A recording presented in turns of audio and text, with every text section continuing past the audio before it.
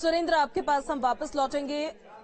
फिलहाल खबरों में आगे बढ़ते हैं। उत्तराखंड कांग्रेस में एक बार फिर से फूट दिखती हुई नजर आ रही है। सचिवालय घेराव में कई बड़े नेता नहीं पहुंचे। कांग्रेस प्रदेश अध्यक्ष सहित कई बड़े नेता नहीं शामिल हुए इस कूच में। प्रीतम सिंह ने घेराव का आह्वान किया था और बेरोजगारी और महंगाई जैसे मुद्दों को लेकर आज सरकार को घेरना था विपक्ष की तरफ से, लेकिन कई बड़े नेता नहीं पहुंचे। उत्तराखंड कांग्रेस में बिखराव की खबर एक बार फिर से यहां नजर आ रही है। कांग्रेस के पूर्व प्रदेश अध्यक्ष प्रीतम सिंह के आह्वान पर देहरादून के रेंजर्स ग्राउंड से सचिवालय कूच किया गया। प्रीतम सिंह के कूच में भारी संख्या में कांग्रेसी कार्यकर्ता मौजूद रहे। जहां एक और संगठन के लोग प्रीतम के इस कूच में नदारद दिखे, तो वहीं प्रीतम के आह्वान पर कांग्रेस के अधिकतर विधायक, पूर्व विधायक इसमें शामिल हुए।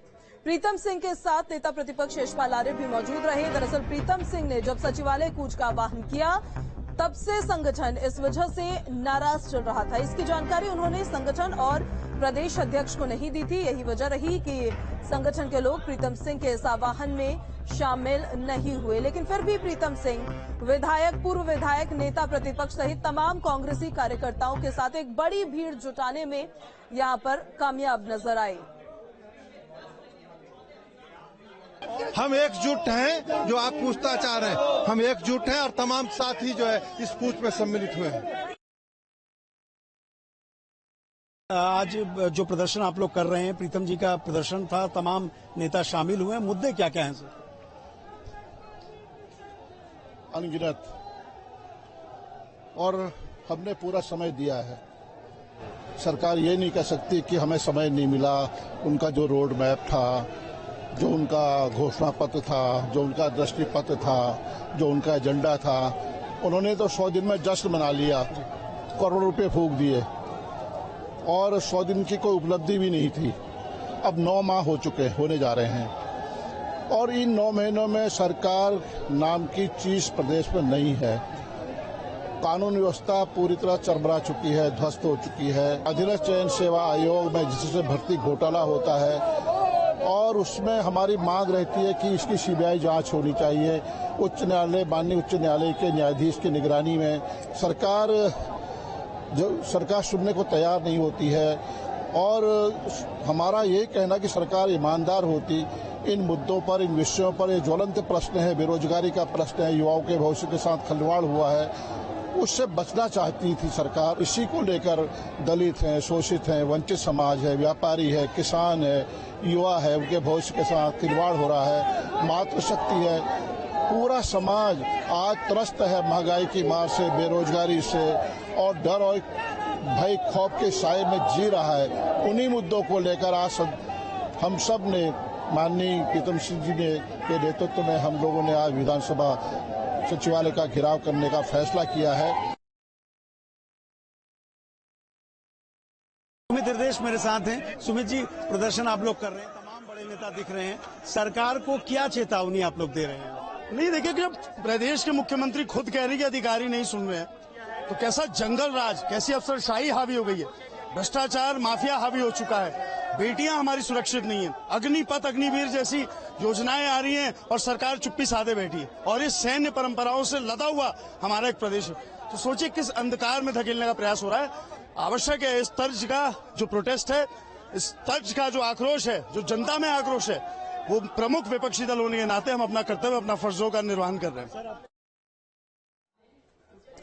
और हमारे संवाददाता सुरेंद्र जसीला हमारे साथ लगातार बने हुए हैं। सुरेंद्र, आज का सचिवालय कूच उत्तराखंड कांग्रेस का कितना कामयाब रहा और ये अब किस तरह की गुटबाजी नजर आ रही है उत्तराखंड कांग्रेस में?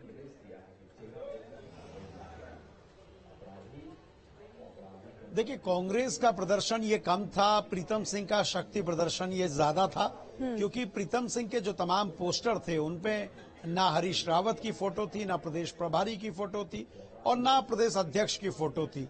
हाँ, नेता प्रतिपक्ष जरूर रस्म अदायगी के लिए इस प्रदर्शन में पहुंचे थे और भीड़ अच्छी खासी थी। इसमें कई सारे वर्तमान और पूर्व विधायक इसमें शामिल थे, लेकिन संगठन की इस पूरी प्रदर्शन से दूरी ये बताता है कि कांग्रेस के अंदर किस तरह का घमासान है, कांग्रेस के अंदर लड़ाई कितनी तेज हो चुकी है, कांग्रेस के अंदर गुटबाजी कितनी हावी हो चुकी है। भले ही कांग्रेस के नेता ना कहें, लेकिन ये साफ है कि कांग्रेस के बीच में जो नेताओं की खाई बढ़ रही है, ये दिक्कतें पैदा करेगी। नेता प्रतिपक्ष ये दावा तो कर रहे हैं, सड़क पे भी हम दिख रहे हैं और सदन पे भी हम दिखेंगे, लेकिन सदन में एकजुटता दिखेगी ये 29 तारीख से जो सत्र होगा शीतकालीन, उसमें पता चल जाएगा। लेकिन ये प्रीतम सिंह का इंडिविजुअल शक्ति प्रदर्शन के तौर पर इस प्रदर्शन को देखा जा सकता है। ठीक, बहुत शुक्रिया आपका सुरेंद्र तमाम जानकारी के लिए। तो कल से मसूरी में चिंतन शिविर का शुरुआत हो जाएगी और 4 दिन तक मसूरी में ये चिंतन शिविर चलेगा। सरकार विकास के लिए इस शिविर का आयोजन कर रही है। सशक्त उत्तराखंड @25 चिंतन शिविर की तैयारी पूरी कर ली गई है। चिंतन शिविर में सीएम पुष्कर सिंह धामी मौजूद रहेंगे। सभी कैबिनेट मंत्री भी शिविर में शिरकत करेंगे। राज्यों के प्रशासनिक अधिकारी इस दौरान मौजूद रहेंगे। नीति आयोग के उपाध्यक्ष, LBS अकादमी के निदेशक का व्याख्यान होगा। विभागों से जुड़े विकास के रोड मैप पर चर्चा होगी। उत्तराखंड को 2025 तक देश के अग्रणी राज्यों में शामिल करने के लिए धामी सरकार चिंतन शिविर ये करने जा रही है। राज्य के विकास का रोड मैप तैयार करने के लिए सरकार का ये पहला चिंतन शिविर है। ये चिंतन शिविर मसूरी स्थित लाल बहादुर शास्त्री राष्ट्रीय प्रशासनिक अकादमी में होगा। सरकार ने सशक्त उत्तराखंड @25 चिंतन शिविर की तैयारियां भी शुरू कर ली है।